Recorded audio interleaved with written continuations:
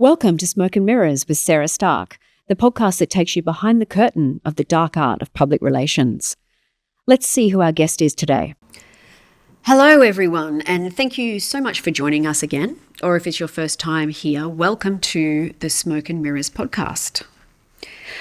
When people think of PR, they usually think of getting into the media. Public relations essentially is exactly that, a business's way of relating to its public. Whether that be through the media, content creation, community engagement, market research, email, social, events, public speaking, etc. But what about the other side of PR? The side where a business or organisation's crisis management skills can literally determine its very survival. When a negative story is playing out in the media, causing a shift in the way people view your business, or even you personally as the head or as part of that business. Crisis management skills are much talked about in the world of PR, but in my experience, very few operators actually have the skill, the intuition, and the experience to truly manage these sensitive, fast-paced, and highly emotive situations. Today we're joined again by government lobbyist and crisis management specialist Graham Staerk. Graham joined us in a previous episode of Smoke&Mirrors to delve into the art of government lobbying, politics, and how both industries relate to and utilise the media. If you didn't hear that episode, I highly recommend going back at some stage to have a listen. Today he's here to tell us how to kill a story, how to stop a crisis in its tracks, and at times how to even change the narrative completely into a positive one. For those that don't already know, Graham is also my ex-husband, father of my two children, and the dude that gave me my first job in PR 25 years ago. Although our romantic life didn't work out, it was an absolute disaster, let's be honest. We're still co-parents to two amazing teenage girls, great mates, and I hold huge respect for Graham's professional skills, most especially in the areas of crisis management and government relations. Welcome again, Graham. Great to be here. I wore my lucky outfit. Oh, good. Isn't this what I wore last time? Black on black on black. Yeah, black on black, Yeah. the dark arts and all that. Oh, yeah, matches. Yeah, matches the topic. I like it. So, Great. In my experience, most large companies have a crisis management strategy somewhere in the bottom drawer. If they're or they'll smart. say they have one. If they're smart. Yes. They dust it off when the going gets tough, assuming they might get ahead of the game or know in advance when a potential media crisis is looming. But this is rarely how it actually goes down. Most of the time, a circumstance either arises very quickly or gets to the media unexpectedly, and then the shit really hits the fan. Some companies stumble around in the dark thinking they can manage it themselves. Some ignore it completely, thinking it will pass and be yesterday's news. Others reach out to their current and trusted PR person who claims to know crisis management, but are many times let down. So this leaves you, and I've personally witnessed many, many times, more often than not, you being contacted well after the story has been placed, or at times even well down the track of a consistent and severely damaging negative media narrative. How do you deal with that? Well, I think it helps. It goes to character. The reason there's not a lot of people that do it or do it well is some people just aren't cut out for the war. Some soldiers go to war and, get PSD from the sound of the bombs and come home a nervous wreck. Other guys jump out with their gun and storm the other side's trench. It's character. It really does depend on whether you've got the balls, the kahunas for the fight, because you're not going to be liked.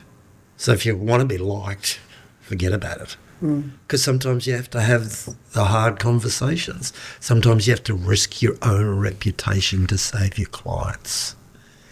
Not many people want to do that, especially the large PR firms. they're more interested in the colour of your tie than they are in the colour of your argument. And if they're representing, the big end of town, are they really going to jump in the trench and fight for you? And if it causes them brand damage, and they want to place a story with the same journalist for one of their nice clients next month. It's a massive, massive, massive part of crisis management. Yeah. So you've got to be prepared to do the hard thing. You've got to be prepared to be hated. You've got to be prepared to be smeared by association. So you really take on the character and crime alleged of your client. And there's so few people who will do that. And it doesn't shock me because I know lawyers who won't do it. I know accountants that won't do it.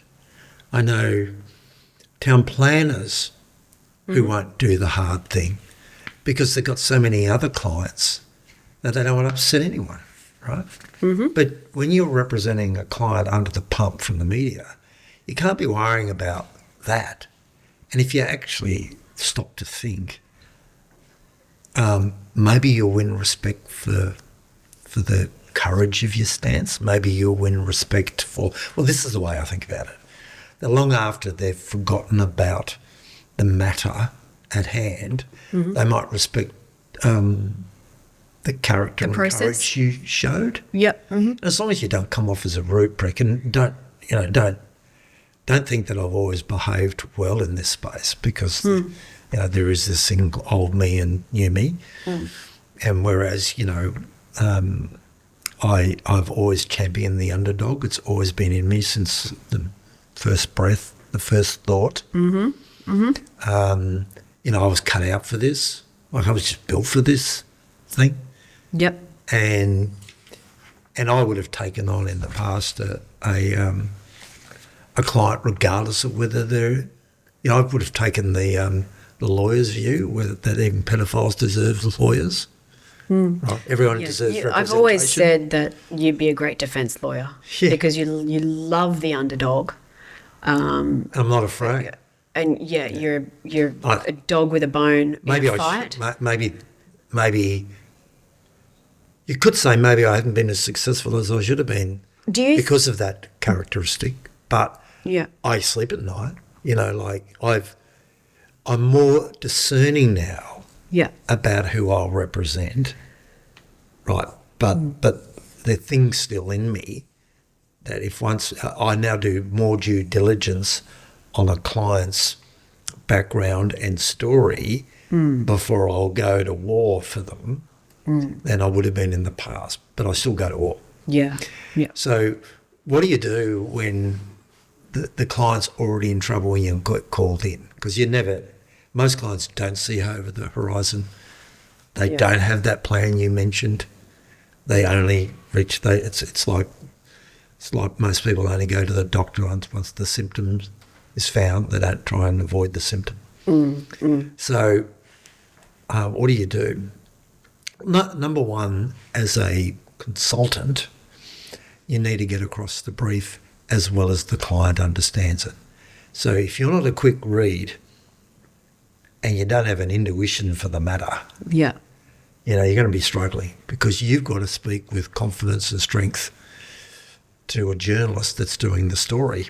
Yep. And so, understanding the brief is the number one most important thing because you couldn't possibly answer questions. And you can't be just saying, I'll take it back to the client, I'll take that question back to the client, I don't know that answer. You have to command the battlefield when you arrive on it, not go back for instructions, right? So that's what I found, always understanding the brief first. And then there's so many other variables. Do you know the journalist? Do you not know the journalist? Do you know the philosophy and approach of that particular media outlet? Its history in reporting this kind of matter. You hardly see the Fin kind of stand up for the small guy, right? Whereas the Oz tends to do that now. So And, so then you got that difference, that kind of philosophic and political worldview difference between News Limited and 9 newspapers, which is now The Age, Sydney Morning Herald, Fin Review, Channel 9, right? And the ABC in that camp, and then, the right-wing media over here, right? So that's the difference. You got to know the brief, know the media you're dealing with, try and know the journalists you're dealing with. What's their history? How do they normally report? So you've got to do your due diligence about, well, who are you dealing with, right? Because you don't know whether your message is going to land in a sympathetic ear or not. And this whole thing about fair and balanced journalism, a lot of journalists today think they're activists. And it's a huge thing in media. It's a huge thing in media. That's why most journalists get into journalism, isn't it? Well, to be truth tellers and to expose. I said to a leading Australian journalist the other day, I thought your job was to speak truth to power. And they said, no, we're just speaking truth to your client. Oh, yes. I said, can I make a note of that? Yeah. I said, but your truth might be his truth. So do you want to have a debate about truth? You mean your perception? Yeah. Or the perception of the person who has seeded this view that you hold, because you don't know my client from a bar of soap. So you're saying you know whether he's guilty or innocent. So the first, after you've done your due diligence, so phase 1 due diligence, the first is to, if you can, strike up a working relationship with the journo off the record. You have to have that working off the record ability to explore the depth of feeling of the journalist on the matter. And then you got to be prepared to have the hard chat, right? Yeah. And I'm pretty infamous still for my hard chats, because most of my best friends are journalists or politicians who have dealt with journalists their whole life. Yeah. Right? Yeah. You know them. Yeah, right? I do. Yep. Some of the greats of Australian journalism are my best friends and my best allies and supporters. Yeah. So so I've grown a knowledge, assimilated a knowledge of the media model that's the equal of their own. In fact, the editor of a national newspaper and his commercial director said to me a couple of weeks ago, Graham, you understand our model as well as we do. That's why we like dealing with you. And this is on a positive promotional campaign for a city, which I've developed. But and how long did it take me to get to that point where someone would think that I had that expertise? 40 years. So maybe going back, I've just given you some points. First phase, due diligence. Second phase, we're talking about the relationship and the engagement with the journalist. But the number one thing that informs it all is trial and error over 40 years. So don't go hiring any 25-year-old crisis manager who's never been through a crisis. Yeah. Right? Yep. You made, in the intro, you made some statements about, you've been smashed. The first thing I say to clients is, take a breath, right? Stand back. Number one, I know what you're going through. I know the fear. I know the trepidation. I know you're worried about what your kids have said to your kids at school, what your wife's going to say, what your friends are going to think. I've been through it, right? Yeah, I've been on the front page of the paper. I know what it's like. I got accused of selling Prime Minister Paul Keating for 60 grand once on the front page of the Australian. Staerk sells Prime Minister for 60 grand. All I was doing was selling fundraising packages for the Labor Party that I'd long since left. Yeah. But someone who didn't like receiving a pack from me to donate to the Prime Minister leaked it to the press and off you go. Smashed to smithereens, right? So I know what it feels like. Yeah. So number one, before you do the due diligence, you have to calm your client because this is the biggest existential threat that they've ever faced. Yeah. Right? Absolutely. So go back a bit, calm the client, and get them to think clearly about the strategic and tactical and imperatives. Yeah, by beating the opposition. Yeah, and if that's a failing of mine, which it has been in other aspects of my life, well, it is. It's just who I am. Yep. So for fun, I study war strategy. For fun, I study ancient battles. For fun, I study ancient civilizations and philosophy. Now, yogic philosophy. So, you have to be up for it. Up for it. And it has to be in your nature. So when you're engaged, so let's come back to engaging with the journo. You have to know where the journo is coming from. Yes. And so understanding both sides. Yeah, because you have to understand, what have they got? What have they actually got on your client? Yeah. What are they basing their... So these days, for defamation defence, media now always send their questions in writing. Yeah. So whenever you see a client under attack, that client or company under attack, that client will have been sent a list of questions.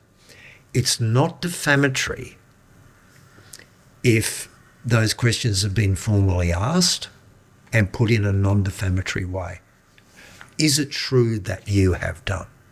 Even if is it true you are a pedophile? No, I'm not. Is not a defamatory question. Okay. And then that they then write such and such denied they're a pedophile. That is not defamation under Australian defamation law.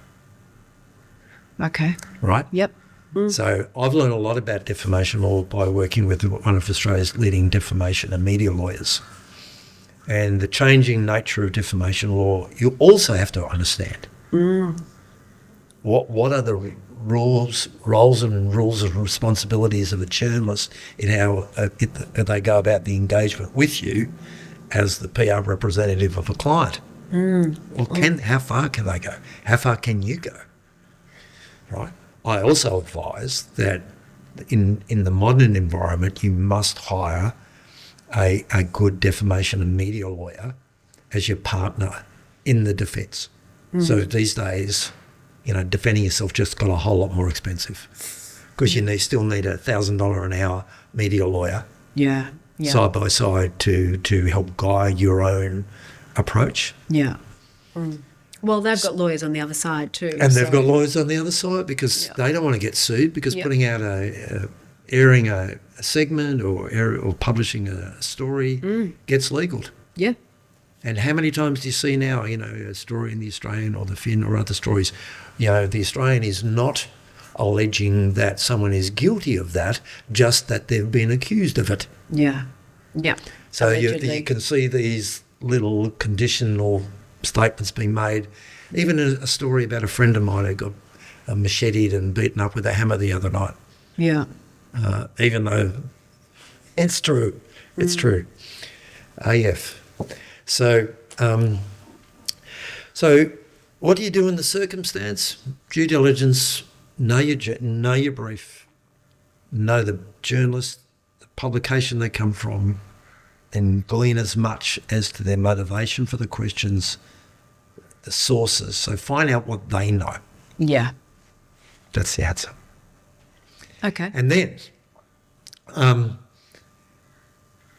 then you make a decision about whether that media outlet is even interested in your answers. Yes, okay. Because so often they'll send you an email same day, please reply by 5 p.m. It's already written.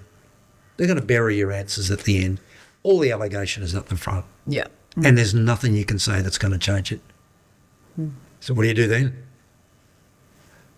What you do then is consider your legal rights, injunctions, sternly worded warning letters, a concerns notice from a leading lawyer saying, on the basis of your questions, we're fearful of their prejudicial nature, put you on notice that if allegations are made, we'll reserve our rights, all that kind of stuff. And hopefully you can influence the management.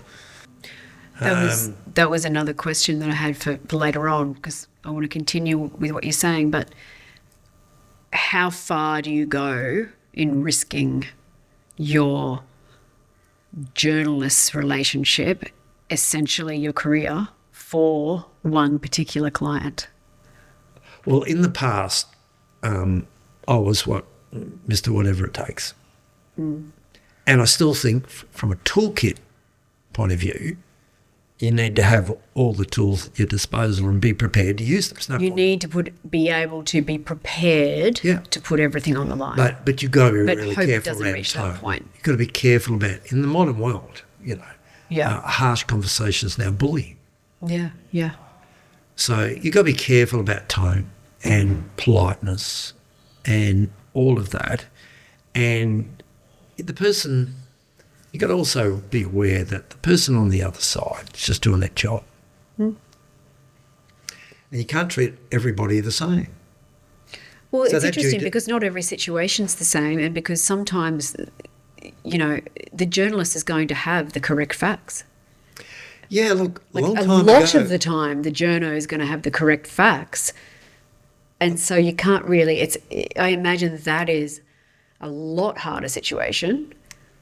Well, I'll give you an because example. you've been in situations where you've had to back people that are, dodgy as. A future guest of Smoke&Mirrors, I understand, might be Australia's best journalist, Mr. Hedley Thomas. Oh God, I can't wait to have Hedley on. And Hedley is the great man. Yes. We went to school, He is. the same school, 5 years apart. And we both had mates, the sons of a guy that ended up being elected in the Queensland Parliament, Dudley Quinlivan, to be the con man, the con man of property on the Gold Coast. And Hedley, because he was from the Gold Coast, and even though he was mates with his sons, was writing the stories attacking him. And because I was friends with his sons, I got employed to defend him. So it was the clash of Hedley and I, and we hadn't really ever formed a relationship. And he proved to me, through the power of his persuasion, that my client was guilty, and I dropped the client. Yeah. And it formed a fast friendship that survives to this day. Yep. Right? Yep. Both with you and his family and myself. So, you just got to be careful about how far you go. And, if you're wrong, you're wrong. How So did you the gotta client be- respond when you dropped them? Not well, but I didn't like him. I played football with one of his sons, and my first wife was close mates with his older son and went through school with him. So, it wasn't appreciated. But, sometimes, what's right is right and what's wrong is wrong. Yeah. And I suppose in my career, even though I've gone to war for people who may have been guilty, and became infamous for doing so, Graham was the representative of last resort. Yeah. And some journalists still don't like that about me.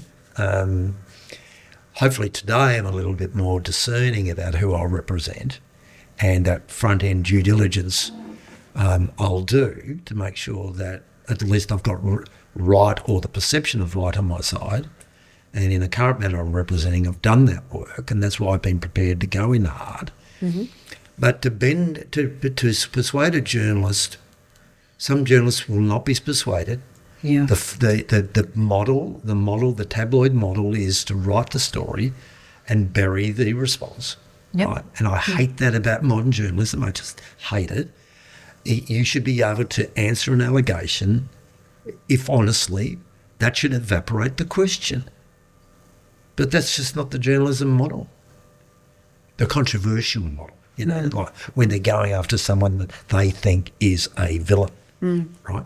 So it's really sad, that clickbait, the clickbait required for the modern journalism model, where journalists are now content creators and they get paid extra for the number of clicks, that the more controversial, the more catastrophic, the better they do.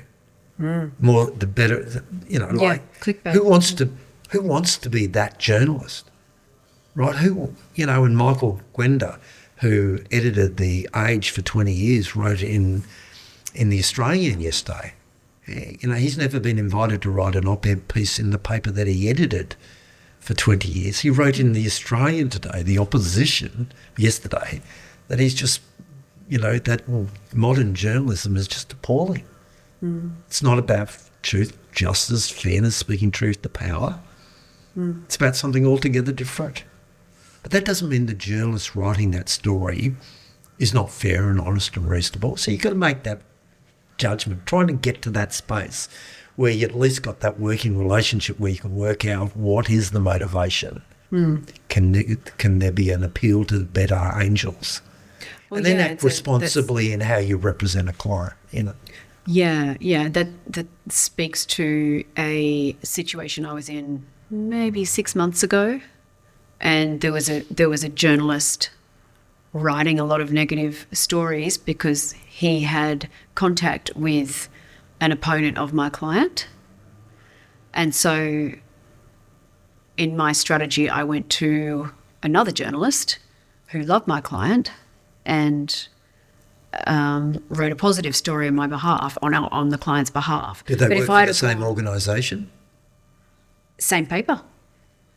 Same paper. See, that happens so rarely that the same paper will use two journalists to write the same story because there's that territorial bullshit, it's my story. Yeah.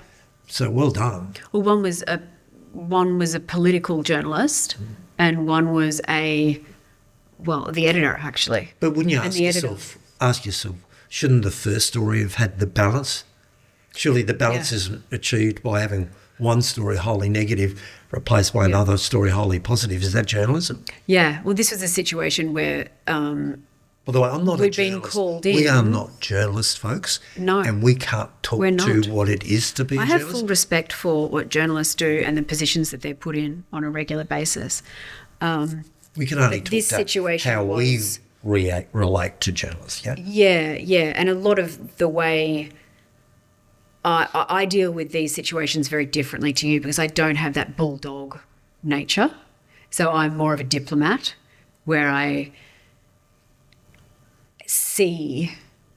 try to form a friendship with the journo and let them understand that I understand their side and the other side as well.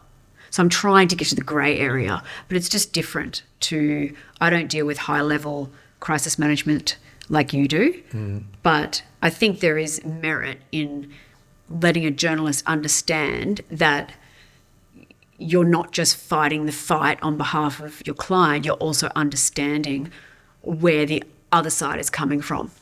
Yeah. And I think that comes down to even our different personalities. So different that's ways what of dealing about with at things. The start, isn't it? That it takes a certain kind of person to be successful at it. I think it really does. Yeah. You cannot be, you can't be worried about the consequences, but you've got to be aware of them.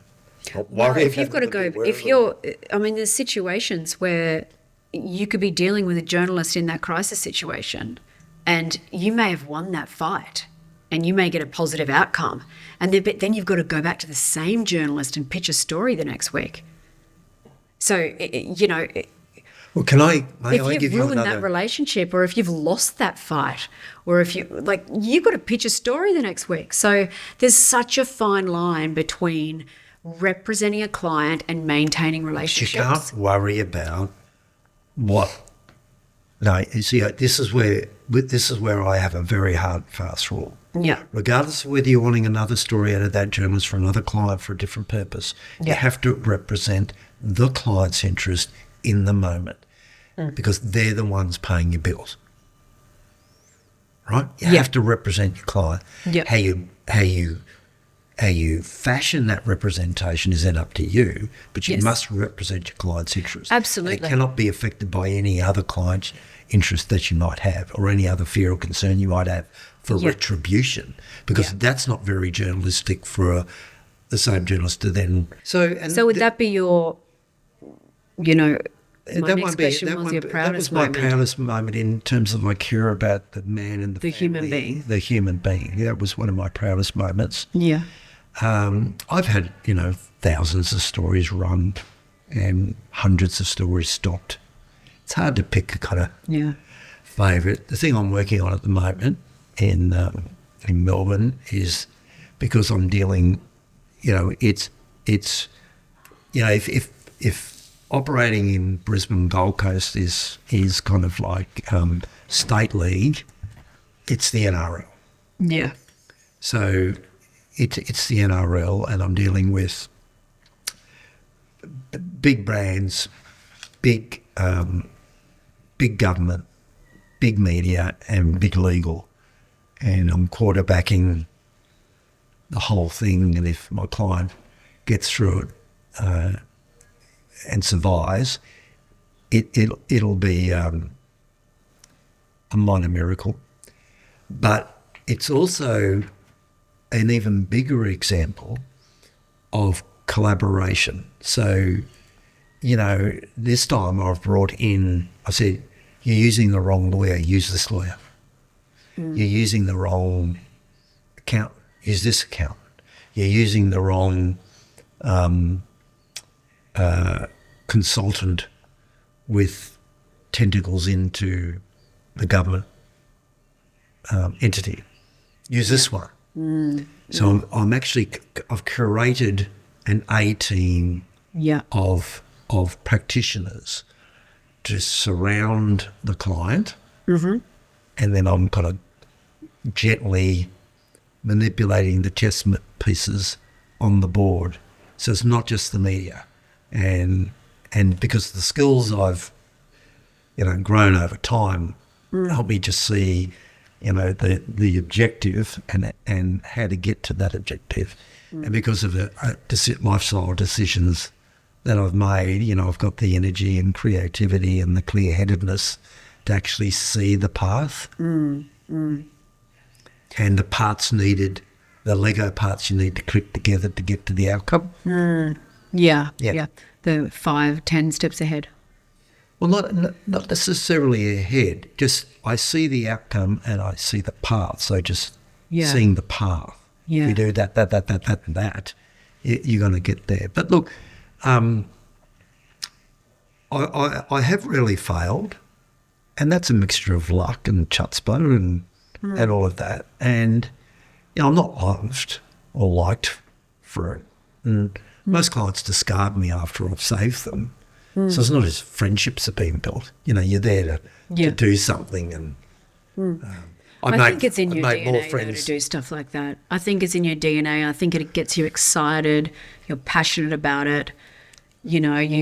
Something to pass the time before we die. Really good fight, argument. You're good at that stuff. I don't think in 25 years I've known you I've ever won an argument. Yeah, but maybe. But I've been right every time. Maybe if I'd let you win a few, we'd be still married. So you're impossible to win an argument against. No, but that's unreasonableness too, and I think you have to be reasonable. And I do try and see the other side. Yeah, as I think as you much I definitely can. do more these days for sure. But you got to realise that don't shoot the messenger. The journalist, shoot the source. And that's where I think I've changed my view from shoot the messenger.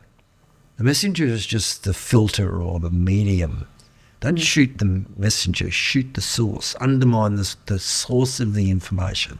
That's what I'm doing in this current case. Yeah. Undermine the source of the information. Well, they would say that, wouldn't they? Because their intent. And then you've got to prove that undermining. Oh, yeah. Yeah. And that's why you need all of these other consultants who can give you the evidentiary proof that the overriding motivation of the story you're being sold is the existential destruction of said client in said industry. Yeah. And that's what's at the root. Have you ever used the strategy of giving them a better, more scandalous story to cut the story that they're going to write? They do in the criminals in the US, and they're like, oh, if you give us that guy, we'll let that guy go. Have you ever used that strategy? Many, many, many times. Successfully? Particularly in politics. Like, if you drop this, I'll give you that. Yeah, and do they drop it? Yeah, all the time. Yeah, because they've got something better. Yeah. Because a lot of the time they need to fill a page, especially if they're on a deadline or... No, but that was some time ago in politics. I don't know that works now. Yeah. I think you still can. That can sometimes be an editor or chief of staff conversation. I think it's very rarely a journalist conversation. Editors can be a lot more transactional. I don't know if you've noticed that in your career. Like, look, and it would go something like, if you want to write the story about my client, that's fine, but it's wrong. If I can prove it's wrong, right, and you understand the motivation of the villain putting you up to it, there's a better story over there with the motivation. Yeah. The motivation. The bigger so fish. It's not a swap of orange with apple. It's redirecting the focus to the actual motivation of the source. Yep. Mm-hmm. And I've done that in the last day, where in a major national newspaper, under what we believe to be the underlying motivation. And how do we know that, right? So I met with a series of individuals that represent other companies in the sector who all said the same thing, that the intent of this destructive campaign against your client, Graham, is these characters over here who are worried about the growth of that industry undermining their own industry. So if you want to save yourself, turn the media's attention to the source. And so how much? Yes. And how much of your communication when you're dealing with these crisis situations is on the phone, off the record? On the phone, on the record, or in writing on the record? Because you don't, you can go ahead. Great, really great question. All your questions are great, but that's a great question. God, if there was only one answer. But because as I said, the rules of defamation have changed, where most serious questions about a client now arrive by email. Yeah. And that gives them cover. Yeah. And so just simply answering them is on the record. It is. Is an on the record thing. But you've got to form a relationship at the same time. But there is, and they don't want to have a conversation. They want it to be on the record, to trap you into an on the record conversation. But you can write a whole series of answers that are off the record and not for publication. Okay. And that has to be respected. Yep. That rule of the game still has to be respected. Yep. And supply perhaps an overarching statement, motherhood statement, you might call it. Yeah. That's on the record. Yes. But the specific answers to the questions whereby you're trying to evaporate the intent of the question. So the answers are off the record in the hope of evaporating the question. Yep.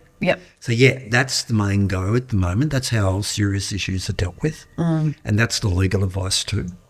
Don't answer serious questions on the record, answer them off the record, and provide an on the record statement in the hope that the serious charges, and then the lawyers ride to the rescue in terms of all the warnings of making serious allegations on the record. Yeah. So and at the same time having phone conversations to try and develop a personal level of communication. Yeah, but I just had a call this morning with a serious journalist, a very serious news organisation that wants to completely eviscerate my client. Yeah. And I rang because they're ringing everybody and everyone's having kittens and having a panic. Yeah. And I said, I'll ring on behalf of all of you. And five people getting constant emails and calls and texts from the journalist saying, answer me by 5 o'clock. Yeah. Well, that's a scary situation, especially if you're not used to dealing with the media. I rang the journalist on behalf of all of them. Yeah. He said, prove it. How can you purport to speak on behalf of 5 separate companies? How will I believe it? Put it to me on the record. Okay, yeah. So I've now had to put myself in harm's way by, I'll potentially get mentioned in the story because I've now written on the record saying that I'm representing all 5 companies, right? They could then make the claim that these companies must be collaborating in cahoots in a criminal endeavour because they hired the one PR guy. And I knew I was falling into that trap. And the lawyer told me not to answer it. But I did because my clients wanted the calls and texts and emails to stop. So who was going to do it? Yeah. I did it. Yeah. So if they brand me as representatives of this or that, it's something I'm going to cop. Yeah. But are my clients happy I did it? Absolutely. Will they pay my bill this month? Absolutely they will. Yeah. Have they all thanked me? Some in tears, including a woman in Brisbane in tears. It's the first time that she's been targeted by the press in her career. Right? Because these are civilians. They are, but they're extremely highly emotive situations, and I think that's another reason why someone completely from outside an organisation is the best person to handle these situations. Cool because, head. Who's not emotionally connected, just knows the facts and deals with the facts. Very important, though, that as your relationship with the client builds, that you then don't start to take it personally. Yeah. That's really hard. It's really, really hard. Right? It's almost impossible, But I always stop, think, meditate on it, look to the source. So don't attack the medium, look for the source. If I could give anyone advice, right, don't attack the messenger. It's a zero-sum game, and they'll be waiting around the corner for you with the next bad story. And pretty soon you'll become the bad story. Right? Yeah. Because PR people and spinners and lawyers and all of that end up becoming the story. Lawyers are the story now. Yeah. In the Brittany Higgins saga, the lawyers became the story. Leon Sphere of Under Block Label had a horrific story written about him simply because of the brutality of his representation. So they looked at his whole career and said he did this, he did that, he did this, he did that, he did this, but hasn't affected him. Doesn't worry about it, just keeps going. Quality representation. And I think, the courage is your convictions and the courage of your profession. You've really got to stand in your own personal truth, not just the perceived truth of your client, but just fight the good fight. Yeah. Fight the good fight. Yeah. Because you got to hire, to do a job. Whether you're changing the plug in the sink or whether you're, turning back a media campaign. We're all trades. We're the trades with the subbies that are hired to do the job. Yes. And if that's your job, you've got to do it to your best ability. Very true. Well, thank you. I hope that was useful for people coming up in the industry. It is most definitely the most difficult and complex and stressful part of the occupation, the trade, the profession. And I wouldn't recommend it to a person that hasn't been under attack. Yeah. And I wouldn't recommend it to people under 40. Yeah. Because unless you've dealt with it. Yeah. And I was very lucky having worked for politicians on a day-to-day level, turning back attack after attack after attack. You get immune, you get used to the tactics, you get immune to the consequences, and you just keep going. Yeah. And what else are we going to do? Get another job, another industry. Almost did, but came back to it. Yeah, almost did. All right. Well, thank you so much. I'm going to put some notes in the notes around your kind of step-by-step strategies to crisis management and killing a story. I think is it in a book? Is that the way it's described? I've never read a textbook. You should do a book. I've never read a textbook about media management. No, neither have I. Because how do you write a textbook? You can write a series of testimonials or case studies. Studies. Yeah. But everything's different. Yeah. you have the toolkit and then you select. It's like a series of surgical implements. Depends on the what do you have particular access surgery. to? And, Depends on the surgery what implement you need. Yeah. All right. Well, thank you Sarah. very much. Thanks for the opportunity. Really That's enjoyed okay. it. Thank you for coming on again. We appreciate it. Okay. Have a good evening. Check me out on LinkedIn. Thank you for joining us for this episode of Smoke and Mirrors. It takes a village to pull a professional podcast together. If you found value in today's episode, myself and the team would much appreciate your support via a like or comment for the episode, a quick subscribe to the series, or sharing the content with others who may find the discussions of interest. I'd like to thank my range of incredible guests, the production team at Focal Media. Without their talent and support, this podcast would not be possible.